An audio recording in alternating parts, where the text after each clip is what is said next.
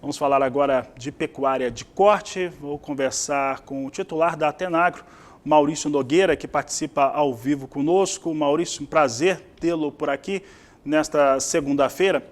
E, Maurício, falando um pouco a respeito de pecuária, nós estamos com volumes de exportações de embarque muito interessantes. Nós vamos ter o fechamento aí do mês de setembro. As expectativas para outubro também são muito interessantes. E ao mesmo passo a gente chegou no último trimestre e há também uma espera, né? Se aguarda ter um consumo melhor de carne bovina aqui no mercado interno brasileiro. O que você espera para esses próximos meses agora, até o final de 2022, em relação a consumo interno e também embarques e exportações brasileiras? Boa tarde, seja bem-vindo. Boa tarde, Fabiano. Bom, eu acredito que em termos de exportações a gente já está com um ano bem definido, né? Você tem as oscilações típicas, né, do período que ocorrem aí por particularidade de cada país, né? Se você pegar aí no caso da China, por exemplo, você tem ainda um problema lá que tem a ver com combate à Covid, né? Estão bem atrasados em relação algumas medidas que a gente viu no mundo em outros momentos. De qualquer forma, eles têm que se preparar aí para os períodos que eles vão precisar de proteína, então logo deve retomar, outros países devem retomar, alguns vão ter que antecipar compras, porque você tem um período bem problemático aí de frio nos portos, em algumas regiões que o Brasil exporta.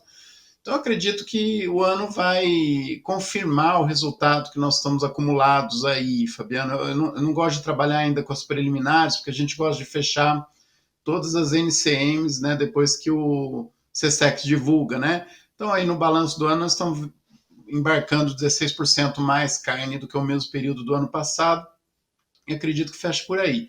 Consumo interno, né, nós temos diversas variáveis que têm que ser analisadas. Uma, de fato, é essa, né, período do ano, economia dando sinais de melhoras nos indicadores há algum tempo, né, então tudo isso vai ajudando a gente a ter um consumo mais firme, né, mais bem, um posicionamento melhor aí que cabe mais para a carne bovina. Nós temos ainda uma questão que precisa ser muito discutida, né, que tem a ver com a estratégia do varejo. Então, o markup colocado hoje na carne bovina, ele é muito maior do que o markup colocado na carne de aves, por exemplo, né, na carne de frango, quer dizer, o sobrepreço. Até uns anos atrás isso tinha alguma explicação, ainda tem um pouquinho dessa explicação, né, porque o consumidor gosta de ver a manipulação ali da carne bovina, só que você não tem que manusear a carcaça lá no varejo, você acaba recebendo cortes, né? Então nós temos diversas variáveis que podem impactar positivamente aí para o setor produtivo. Lembrando que isso não necessariamente vai refletir em preços, né? Da mesma forma que a gente tem essa melhoria da demanda, nós estamos assistindo também um aumento na produção de carne que já era esperado e vem se confirmando aí com os últimos dados de abate do Brasil. Então, nós temos um aumento também na oferta, nada que possa reverter muito aí os valores que estão sendo pagos, né? Mas segura um pouquinho aí a expectativa de alta que algum produtor possa ter. Né? Lembrando, né, que preços oscilam normalmente aí no mercado. Maurício, dá para dizer que há equilíbrio, falando do mercado interno, entre o que é produzido para esse mercado e o que está se consumindo internamente hoje no Brasil? Não, hoje falta, né, Fabiano? Tanto é que precisa ter muito cuidado com esses dados que apontam queda no consumo per capita, né? O consumo ele é calculado por disponibilidade, né? Então, quanto de carne tem disponível para o consumidor.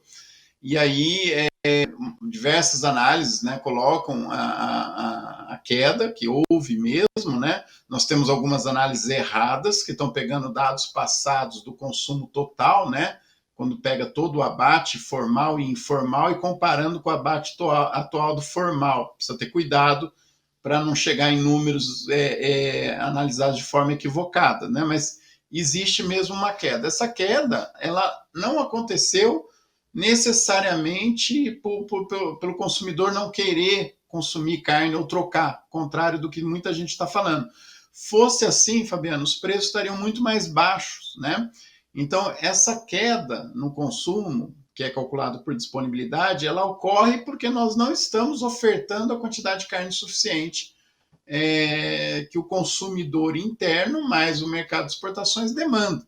Né? Evidentemente, se a gente tivesse no equilíbrio, né, provavelmente a gente teria aí uma retração de preços na carne bovina para se adequar à realidade econômica. Então, é fato que as dificuldades fazem ao consumidor consumir menos, mas hoje em dia a força de oferta ela é muito maior, né? Ela não deixou isso ser testado do ponto de vista prático, né?